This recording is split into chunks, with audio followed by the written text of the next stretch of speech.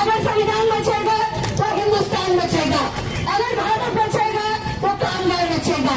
तो आज लड़ाई है संविधान बचाने की, क्योंकि कल ही तो हमने संविधान दिवस मनाया, तो हमें अपने संविधान की रक्षा करनी है। हमारी जो मांगे है वो थोड़ा 2024 जून तक हम बाजू में रखेंगे, क्योंकि चुनाव 2024 अप्रैल महीने होंगे और हमारी इन बहनें जो यहाँ बैठी है, जो घर घर तक जाती है, जो घर घर में हर महिला से बात करती है, उन बहनों से हम उम्मीद करते हैं कि आप लोगों तक ये संघर्ष यात्रा का महत्व क्या है, ये संघर्ष यात्रा क्यों निकली है, क्यों हम भाजपा को भगाना चाहते हैं। हमें बिल्कुल यही कहते कि इससे पहले की जो सरकार थी वो बहुत अच्छी थी, वो हमारे साथ वाली सरकार थी नहीं, वो सरकार भी बुरी थी, लेकिन कम से कम वो सरकार सुनती थी। कम से कम अगर हम 10 मांगों को लेकर के जाते थे तो 2-3 मांगे तो पूरा करती थी। नमस्कार दर्शकों, आप देख रहे हैं हिंदुस्तान की हकीकत चैनल की तरफ से देश की आशा बनों की खबरें। मैं हूं कृष्ण कुमार। बता दें, कोरोना काल में घर घर से नाता रखने वाली आशा कार्यकर्ताओं की हक अधिकार की मांग को लेकर भारतीय मजदूर संघ और संयुक्त मोर्चा एकटू संघ ने उठाई आवाज। उन्होंने कोरोना काल में किए गए कार्यों में आशा कार्यकर्ताओं के हक की बात कही, साथ ही स्वास्थ्य के क्षेत्र में होने वाले परिवर्तन को लेकर सरकार द्वारा किए गए सौतीले व्यवहार पर निंदा करने की कार्य किया है।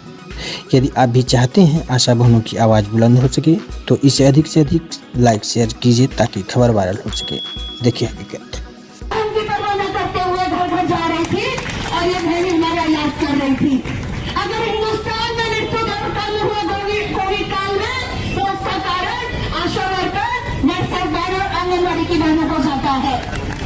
हम ये संघर्ष यात्रा लेकर के चले कोल्हापुर से और 18 दिसंबर को इसका समापन होगा नागपुर विधानसभा पे, जहां पर कांग्रेस आईटेक से जुड़े हुए सारे कामगार, कम से कम हमारा ये मानना है 1 से 1.5 लाख कामगार विधानसभा तक पहुंच करेंगे और इस सरकार से जवाब मांगेंगे कि आखिर ये सरकार चाहती क्या है।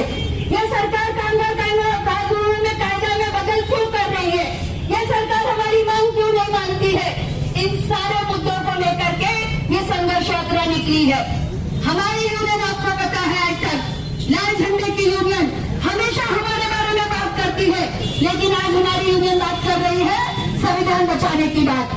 अगर संविधान बचेगा तो हिंदुस्तान बचेगा, अगर भारत बचेगा तो कामगार बचेगा। तो आज लड़ाई है संविधान बचाने की, क्योंकि कल ही तो हमने संविधान दिवस मनाया, तो हमें अपने संविधान की रक्षा करनी है।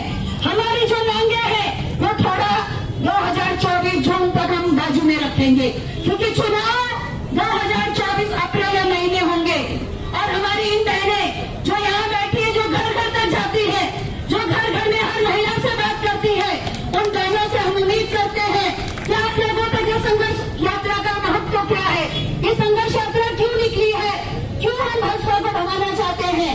हमें बिल्कुल यही कहते कि इससे पहले की जो सरकार थी वो बहुत अच्छी थी, वो हमारे साथ वाली सरकार थी नहीं, वो सरकार भी बुरी थी, लेकिन कम से कम वो सरकार सुनती थी। कम से कम अगर हम 10 मांगों को लेकर के जाते थे तो 2-3 मांगे तो पूरा करती थी। ये सरकार सिर्फ और सिर्फ मन की बात करती है, देश की बात नहीं करती है, ये हमारे रोजगार की बात नहीं करती है। 2014 में हमें कहा गया था कि 2 करोड़ रोजगार पैदा करेंगे।